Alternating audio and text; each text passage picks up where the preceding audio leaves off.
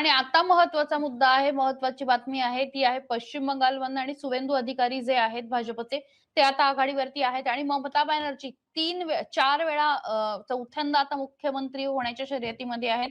3 वेळा हॅट्रिक पूर्ण केलेली आहे. 3 वेळा पश्चिम बंगालच्या मुख्यमंत्री राहिलेल्या आहेत. त्या आता कुठेतरी पिछाडीवरती पडताना दिसतायत. मागच्या वेळेस नंदीग्राममध्ये सुद्धा शुवेंदू अधिकारी यांच्याकडून ममता बॅनर्जी यांचा पराभव झालेला होता. सुरुवातीला आज जेव्हा पहिल्यांदा मतपेट्या उघडल्या, त्यानंतर ममता बॅनर्जी या पुढे होत्या. मात्र आता थोडंसं पारडं फिरलेलं आहे आणि शुवेंदू अधिकारी पुढे गेलेले आहेत आणि ममता बॅनर्जी या पिछाडीवरती राहिलेल्या आहेत.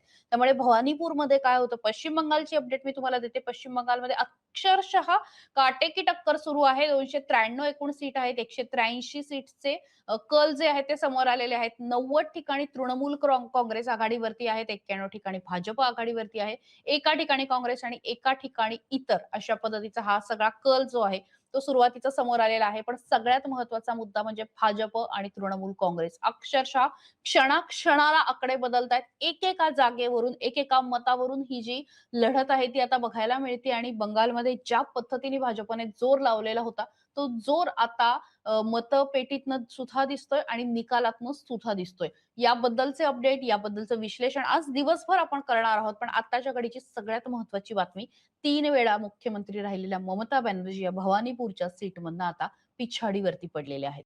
शिकूया एआय ची क्रांती. चला करूया MSCIT.